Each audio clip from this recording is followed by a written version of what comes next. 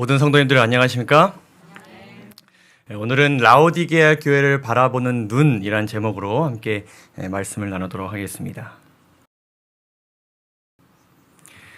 이 교회를 혹시 아십니까? 사진 보신 적 있으시나요? 미국 LA 아래쪽에 이제 가든그로브라는 지역에 있는 한인들이 굉장히 많은 지역인데 그곳에 있는 크리스탈 교회라는 교회입니다. 교회 맞습니다. 건물 전체가 유리로만 지어졌습니다. 한 10,000장의 유리로, 물론 이제 아래 뭐 골격이 있겠지만요. 이 캘리포니아에는 지진이 굉장히 많은데 유리로만 지어졌는데 지진을 견딜 수 있는 내진 설계 또한 된 굉장한 교회입니다. 내부가 이렇습니다. 제가 여기를 한번 가봤는데요. 제가 성지는 못 가보고 자꾸 저도 사는데 이렇게 성지는 안 가보고 이상한 데만 갔다 왔나.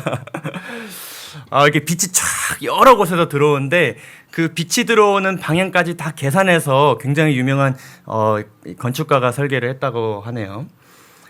그런데 이 교회의 유지비가 너무 많이 들어서 그런가 교인 성도 수가 조금 많이 줄고 또 이제 유지비 감당이 안 됐던 때에 카톨릭 교회가 이 교회 건물과 부동산 한 600억을 일시불로 구매해가지고요. 지금은 크리스탈 성당으로 지금 운영되고 있다고 합니다. 뭐 이 교회뿐만은 아닙니다. 교회 그 둘러싼 하나의 그 공원 전체가 굉장히 그 화려한 현대미술 전시관 같은 그런 곳입니다. 어떠신가요? 네. 와가 나오시죠? 저기서 예배 드리면 막 진리 횃불이 정말 거대한 진리 횃불 될 것 같이 느끼시나요? 교회가 이 정도 성장하는 거 한번 꿈꿔봐야 되지 않을까요? 우리 교회도 어떻게 한번 장로님 되게 확신에 차시는 얼굴로 끄덕끄덕.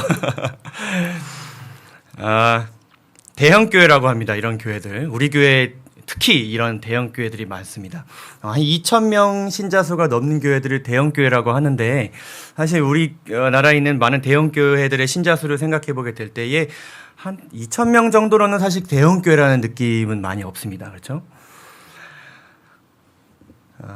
교회 성장학이라는 학문이 있습니다.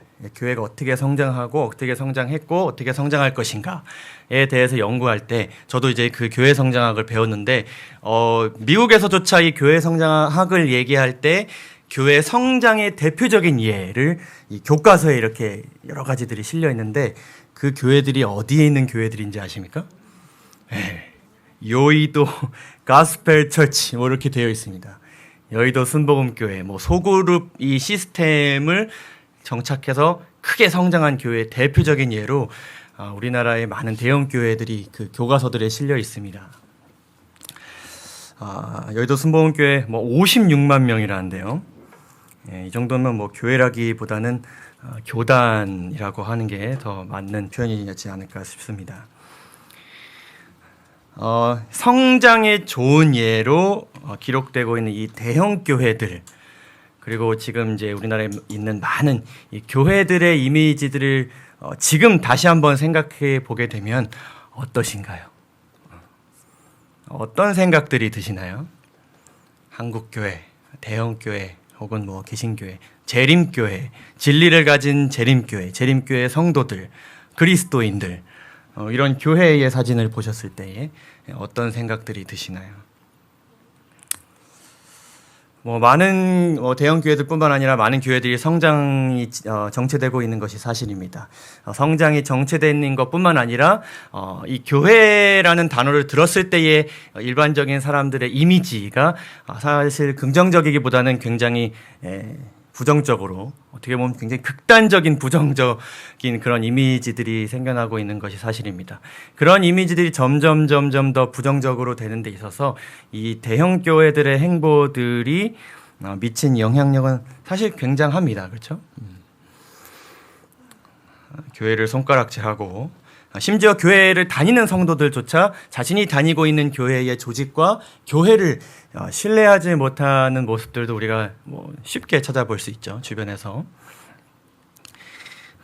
이기적이다, 불화가 심하다, 이런 것들이 사실 교회에 대한 일반적인 이미지다라고도 볼 수 있습니다. 참 슬픈 현실이죠. 슬픈 일입니다. 하지만 우리 진리불교회는 그렇지 않죠? 그런가요? 목사님과 심각하게 이야기를 한번. 예. 이 성경에서는 이미 이 마지막 시대의 많은 교회들에 대한 정확한 그 영적 상태에 대한 정확한 진단이 내려져 있습니다. 우리도 이 교회들을 지금 이제 우리가 생각하는 교회들의 이미지들을 떠올리게 될 때에 교회는 이런 상태에 있다라고 이렇게 많이 이야기들을 하죠, 그렇죠? 계시록 3장 16절에 있는 말씀. 내가 이같이 미지근하여 덥지도 아니하고 차지도 아니하니 내 입에서 너를 토하여 내치리라.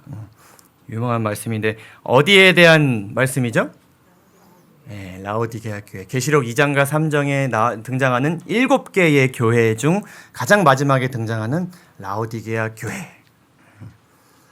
지금의 교회들은 라오디게아 교회와 같은 상태에 있다. 동의하십니까? 자신들은 진리를 가지고 있다. 뜨거운 신앙을 하고 있다라고 말하고 있지만 실제로는 미지근한 상태. 이도저도 아닌 신앙 상태라는 그런 말씀입니다. 사이다가 뭐 해야 맛있나요? 사이다는 시원해야죠, 그렇죠? 우리 어린이들 시원한 탄산음료 못 먹게 하시나요, 혹시?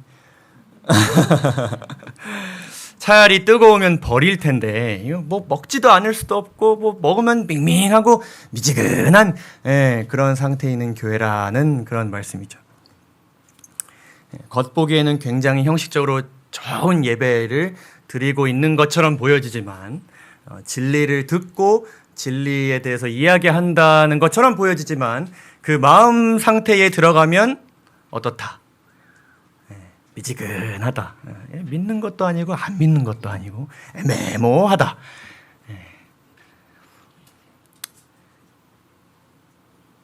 오늘 계시록 13장 14절부터 나오는 이 라오디게아 교회에 대한 말씀 한번 살펴보려고 합니다. 과연 이 말씀을 통해 우리가 얻을 수 있는 것은 과연 이 마지막 시대의 교회들의 미지근한 영적 상태를 보는 것뿐일까?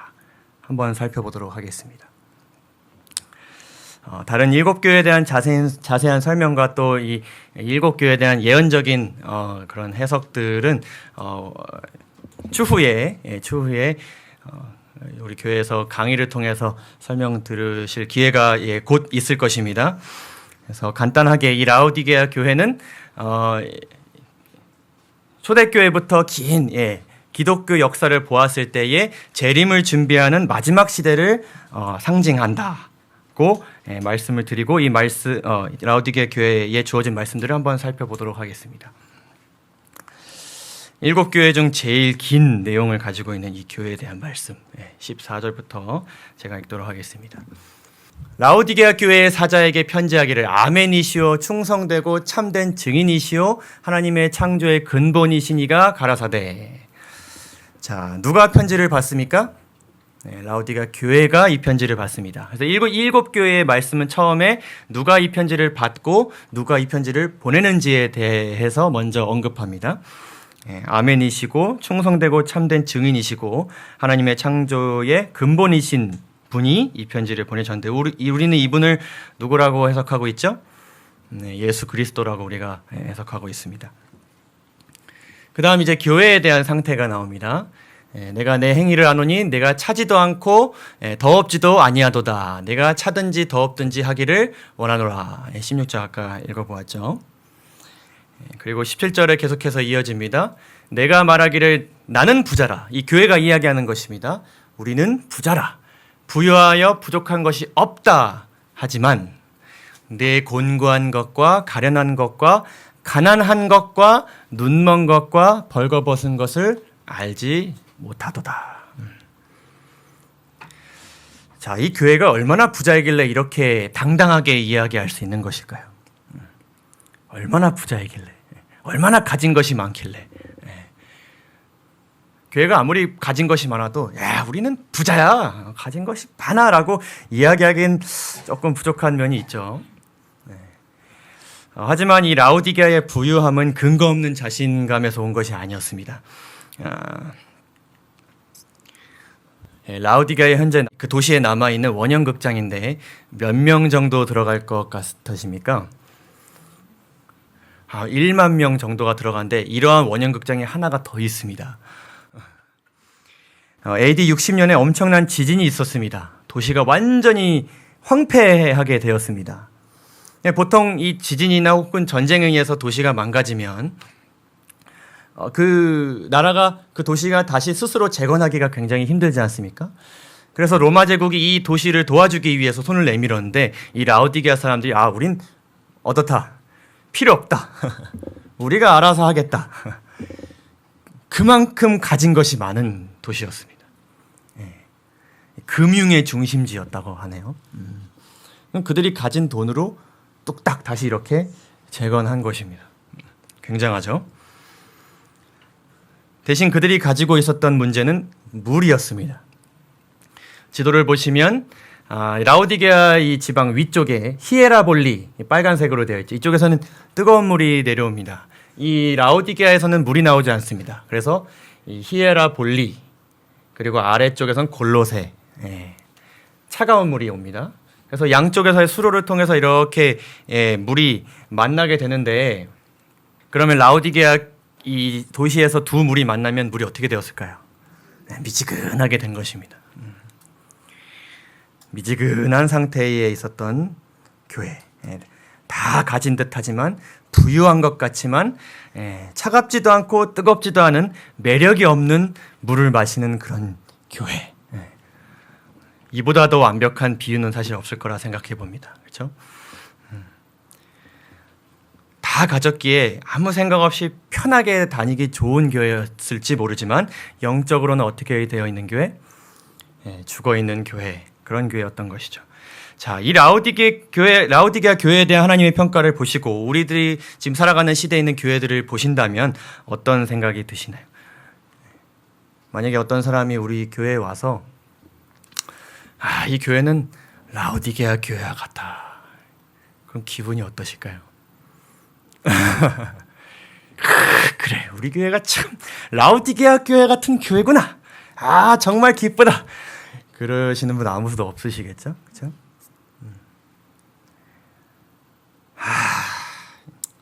라오디게아 교회 같은 교회, 이 라오디게아 교회의 성도들과 같은 성도들, 이렇게 많이 말씀하시죠. 캄캄하다. 회개해야 되는데 왜 저러고 있는 것일까? 이 라오디게아 교회 같은 교회들, 캄캄하다.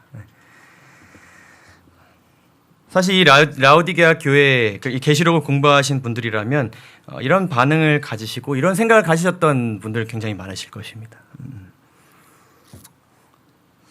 하나님께서 이 라오디게아 교회에 내려주신 이 진단서와 같은 이 말씀을 우리는 어떠한 눈으로, 어떠한 시각으로 바라봐야 할 것인가? 그것이 오늘 이 설교 시간에 여기는 우리 모두가 함께 생각해 보았으면 하는 질문입니다. 이 내용이 무엇인가도 중요하겠지만요, 어디에서 어떠한 눈으로 이 말씀을 보아야 할 것인가? 18절부터 있는 말씀을 보도록 하겠습니다. 짝수절 남성분들이 읽어주시고요, 그리고 홀수절 우리 여성분들 읽어주셨으면 좋겠습니다. 내가 너를 권하노니, 함께 남자분들 먼저 읽겠습니다. 시작.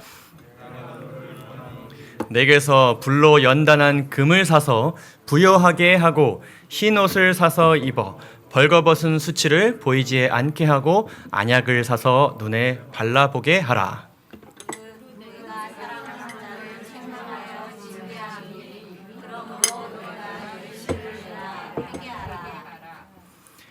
볼지어다 내가 문 밖에 서서 두드리노니 누구든지 내 음성을 듣고 문을 열면 내가 그에게로 들어가 그로 더불어 먹고 그는 나로 더불어 먹으리라.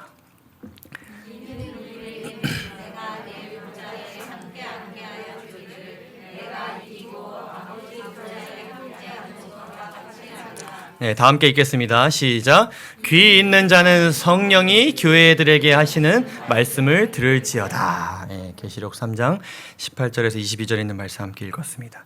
교회의 상태에 대한 진단의 말씀 뒤에 교회의 이 잘못된 점에 대한 권고, 무엇을 고쳐야 한다, 경고의 말씀, 그리고 마지막 이제 호소의 말씀이 나옵니다. 이 18절에는 예수님께서 세 가지 권고사항을 주셨습니다. 간단히 살펴보게 되면 불로 연단한 금을 사서 부요하게 하라고 처음에 말씀하셨습니다. 베드로전서 1장 7절에 있는 말씀을 보면 너희 믿음의 시련이 불로 연단하여 없어질 금보다 더 귀하여 예수 그리스도에 나타나실 때에 칭찬과 영광과 존귀를 얻게 하려 함이라. 시련을 끝까지 견뎌서 이기는 믿음을 가지라는 그러한 말씀을 처음에 주고 계십니다. 둘째로는 흰옷을 사서 입어 벌거벗은 수치를 보이지 않게 하라고 말씀하셨는데 이사야 61장을 보게 되면 내 영혼이 나의 하나님으로 인하여 즐거워하리니 이는 그가 구원의 옷으로 내게 입히시며 의의 겉옷을 내게 더하심이 신랑이 사모를 쓰며 신부가 자기 보물로 단장함 갖게 하셨습니다. 흰 옷은 무엇을 의미합니까? 무엇을 의미하죠? 무엇을 이야기하죠? 예수 그리스도의 의의 옷, 그렇죠? 구원의 옷이라고도 설명하고 있는데 진정으로 하나님 앞에 회개하고 내가 하나님 앞에 아무것도 아닙니다를 인정하고 하나님의 말씀대로 죄 없이 살겠습니다, 순종하며 살겠습니다라고 결심하는 그러한 그리스도의 하나님의 자녀들에게 예수님께서 의의 옷을 입혀주신다. 예수님의 모본을 따라 앞으로 살라는 그러한 말씀을 주시고 계신 것이죠. 마지막으로 안약을 사서 눈에 발라보게 하라. 이 라오디게아에는 굉장히 유명한 의과 대학이 있었다고 합니다.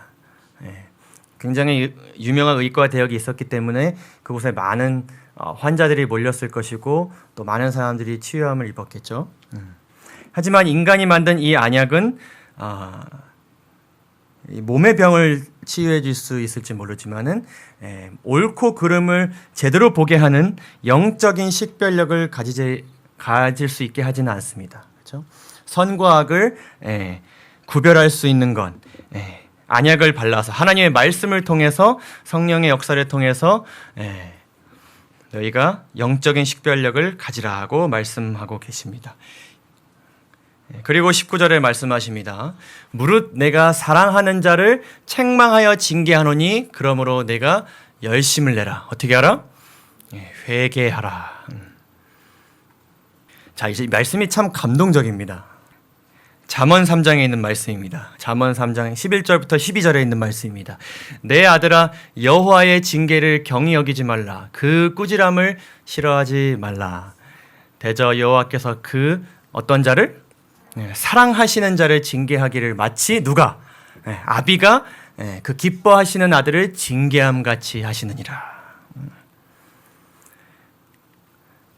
자, 이 무릇이라고 번역된 이 표현은 원어의 뜻을 보고 또 영어 성경의 번역을 보게 되면 이렇게 이야기합니다. As much as, 뭐뭐 하는 만큼, 뭐뭐 하는 만큼. As much as 가 앞에 나왔기 때문에 내가 뭐 하는 만큼, 사랑하는 만큼, 내가 너를 사랑하는 만큼, 이 무엇을, 이 교회를 사랑하는 만큼 책망하여 징계하노니라는 말씀입니다. 우리의 부모님이 우리의 자녀가 옳은 길로 가기를 바라는 간절한 마음으로 주는 징계, 책망, 꾸지람, 그런 말씀입니다. 우리 어린이들이 부모님의 꾸지람과 잔소리를 좋아하는 편인가요, 집사님? 우리가 살다 보면 부모님의 마음, 그 사랑을 깨닫게 되는 때가 그때 어릴 때 나에게 그렇게 이렇게 책망하셨고 또 꾸지람을 주셨던 또 체벌하셨던 그 이유가 내가 나를 정말 사랑해서였구나라는 것을 깨닫게 되는 때이죠. 그때가 우리 부모님이 더 힘드시기 전에 빨리 오기를 간절히 바랍니다. 무슨 얘기를 하나. 그래서 이 라오디게아 교회에 주어진 말씀 안에는 두 가지를 우리가 발견하게 됩니다. 첫째로는 자녀를 너무나도 사랑하는 아비의 마음, 아버지의 마음을 우리가 발견하게 됩니다. 이 사랑이라는 단어가 7교회에 단 2번 등장하는데, 첫 번째는 재림, 마지막 시대를 준비했던, 마지막 시대를 위해서 열심히 성경을 연구하고 함께 연합했던 빌라델비아 교회와, 그리고 마지막으로 하나님의 재림을 준비하는 라오디게아 교회의 말씀에만 이 사랑의 단어가 등장합니다. 재림을 준비하는 모든 자녀들에게 주는 이 아비의 마음인 것이죠.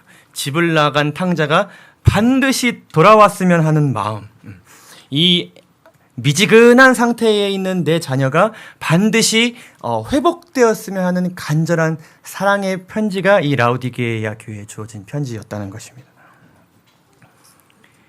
그리고 두 번째는 반드시 치유될 수 있다는 희망과 가능성을 보시기를 원하고 계십니다. 예수님께서는 이 교회가 치유될 수 있는, 치유되기 위한 유일한 처방전을 주고 계십니다. 회개하라. 이렇게 하면 뭐 할 수 있다? 지금과 같은 상태에서 나음을 입을 수 있다. 회복될 수 있다. 가능성을 주고 계시는 것입니다. 그러니까 우리가 보기에 이 교회의 상태가 아무리 암담할지라도 예수님의 눈으로 이 교회를 바라보면 이 교회는 아직 뭐가 있습니까? 회복될 수 있는 희망과 가능성이 있는 교회인 것입니다. 나와 함께 더불어 먹고 마실 수 있는 유일한 이 처방전을 가지라 말씀하고 계신 것이죠. 자, 그러면 이 두 가지 사실을 우리가 가지고 다 함께 생각해 보도록 하십시다.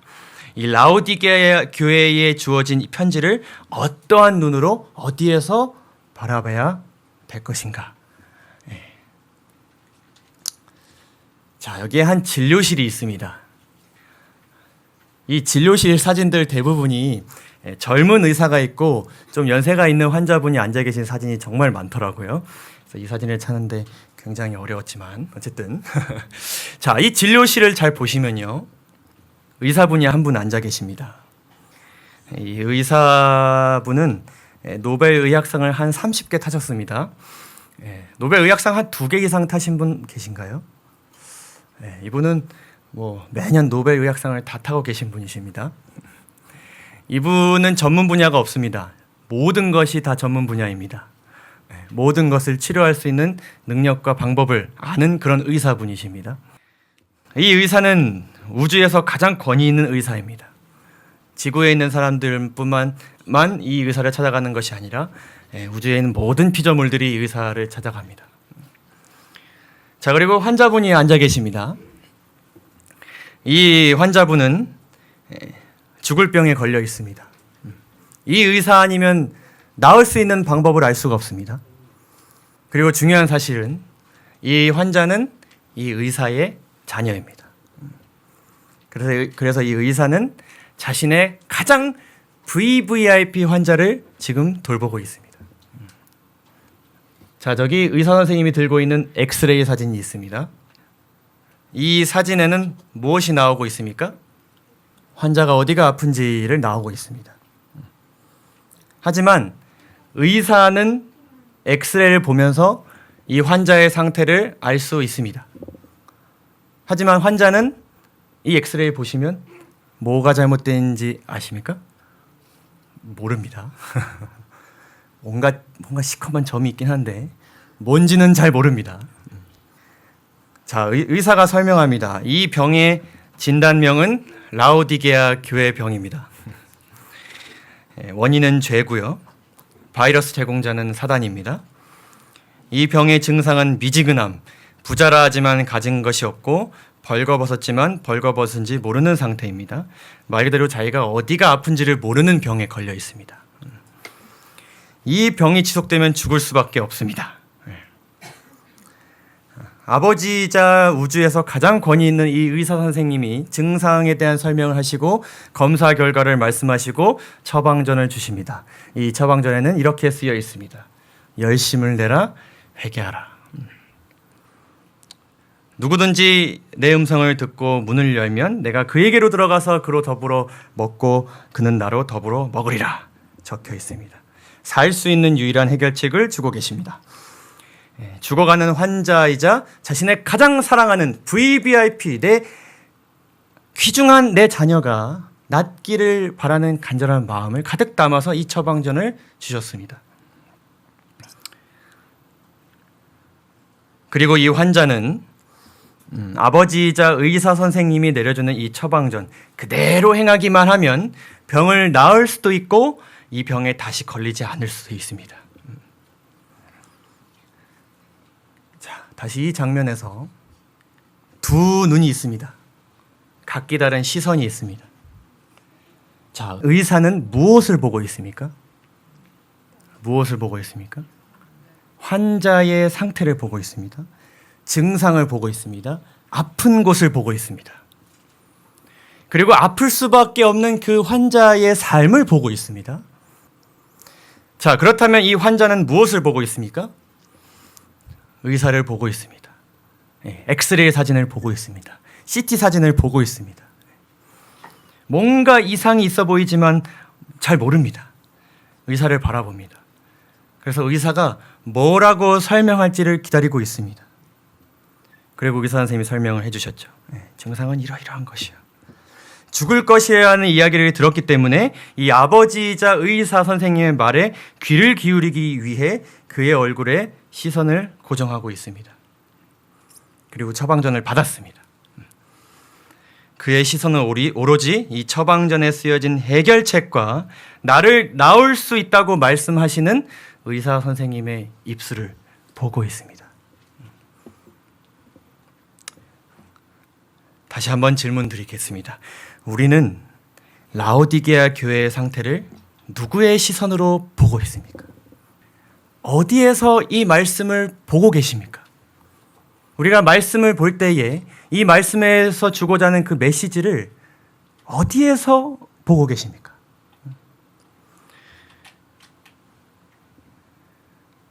진단을 내리는 분의 시선으로 환자를 보고 계십니까? 아니면 진단을 받는 자의 시선으로 의사를 바라보고 계십니까?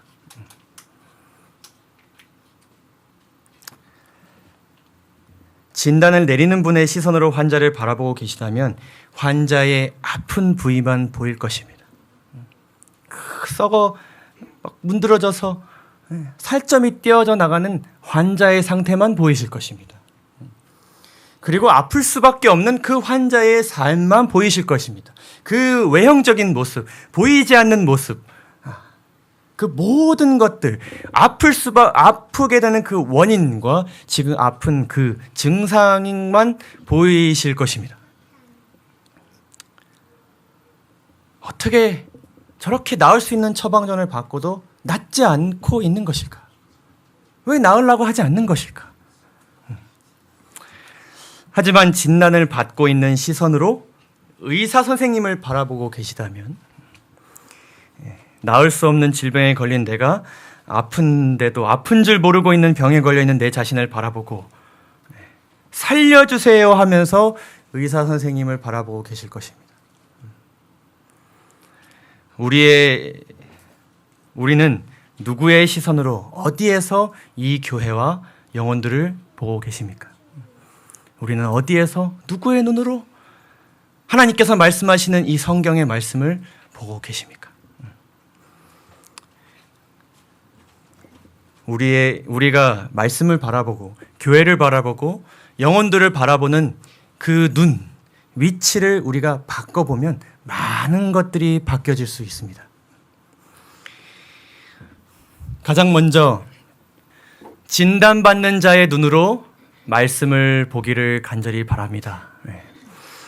우리는 예수님께서 반드시 나을 수 있다고 주시는 이 사랑의 처방전, 라오디게 교회에 주신 그 편지뿐만 아니라 모든 성경의 말씀들을 진단받는 자의 위치에서 바라보아야 합니다. 뭐가 잘못되었는지 분별되지 않는 CT 사진을 보면서 이 사진에 이야기하는 것이 무엇입니까? 저의 증상이 무엇입니까? 저는 보아도 알지 못합니다. 말씀해 주소서. 제 증상이 무엇인지 정확히 깨달을 수 있도록 알려주시옵소서 하는 마음가짐을 우리가 가져야 되는 것입니다. 라오디게아 교회의 가장 큰 문제점은요, 그들의 그 증상이 미지근하였기 때문에도 그렇지만은 그들 스스로가 하나님 말씀 앞에서 진단받는 위치가 아니라 진단하는 위치에 있었기 때문이었습니다. 나는 부자라. 나는 가진 것이 많다. 맹세하는 것이죠. 내가 그렇다고 이야기하는 것입니다. 나는 이러한 상태다. 나는 이러한 상황 속에 있다라고 스스로 말하는 것입니다. 그러니까 그 라오디게아 교회가 스스로 그들의 증상을 진단하는 위치에 있었던 것이 이 라오디게아 교회의 가장 본질적인 문제였습니다.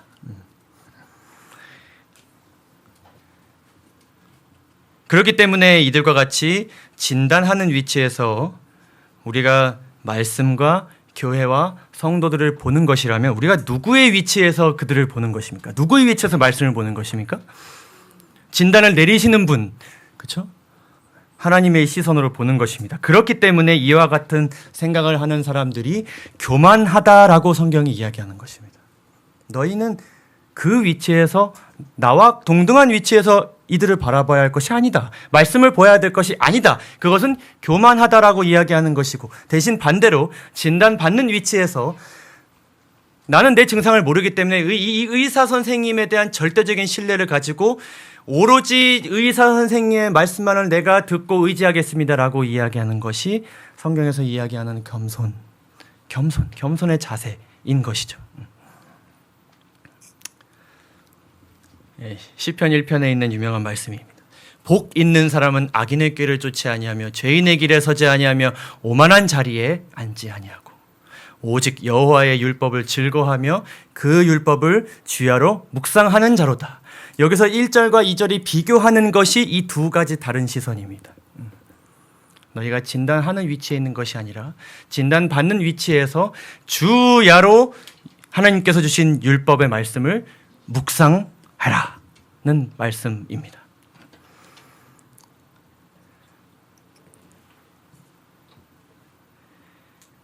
아버지이신 예수님의 말씀에 귀 기울이고 나을 수 있는 유일한 약을 말씀을 통해 얻으라는 이 말씀을 꼭 기억하게 되시기를 간절히 바랍니다.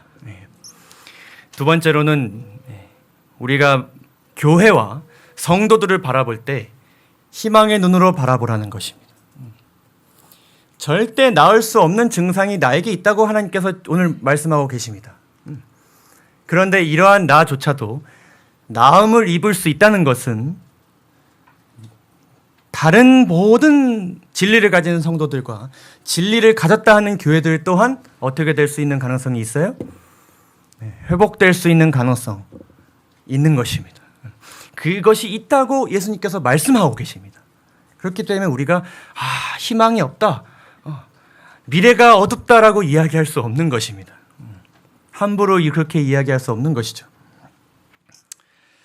가려 뽑은 기별회란 책에는 이렇게 이야기하고 있습니다. 우리가 교회가 아무리 연약하고 결함이 있다 할지라도 그리스도께서 당신의 최고의 관심을 쏟으시는 이 지상의 유일한 목표물이 무엇임을 기억하라? 교회임을 기억하라. 주님께서는 애타는 염려로서 끊임없이 당신의 교회를 살피시고 계시며 당신의 성령으로서 교회를 든든하게 하신다.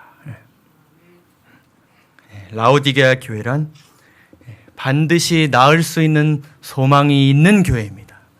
그런 교회임을 믿으십니까? 네. 우리가 자칫 잘못하면 라오디게아 교회와 바벨론을 동일시할 수 있습니다. 이 라오디게아 교회 같은 교회, 바벨론과 같은 세상. 그런데 예수님께서는 교회와 바벨론을 구분하셨습니다. 여전히 이 라오디게아 교회를 하나님의 교회라고 부르고 계십니다. 가려뽑은 기별, 다른 쪽에는 이렇게 또 이야기합니다. 주님께서는 어떤 사람들을 통하여서도 하나님의 계명을 지키는 교회를 가리켜 바벨론이라 부르도록 말씀하지 않으셨다. 여전히 교회라 부르신다는 것입니다. 진리를 가졌다 하지만 아직은 진리대로 살지 않을지 모를지라도 이 교회가 말씀을 통해서, 성령의 능력을 통해서 다시 교회의 역할을 할 수 있는 가능성이 있다고, 여전히 있다고 말씀하고 계신다는 것이죠. 라오디게아 교회에 보내는 경고의 기별이 그들에게 해당된다는 증거가 아무리 많을지라도 교인들 중 어떤 이들이 교만하고 자부심이 강하고 완고한 불신을 나타내고 저들의 생각을 굽히지 않을 수 있습니다. 그러나 그러한 것을 제거하기 위하여 교회를 없애버릴 수는 없는 것입니다. 추수가 이를 때까지 가라지와 알곡이 함께 자라도록 해야 할 것입니다. 그때에 가서 분리시키는 일은 천사들이 할 일인 것입니다. 사랑하는 모든 진리의 뿔교회 형제들이시여, 우리는 하나님께서 주신 소망을 가진 자들입니다. 그 소망을 통해서 우리 모든 성도님들이 회복됨을 경험하셨죠. 그렇죠? 우리의 형제들이 혹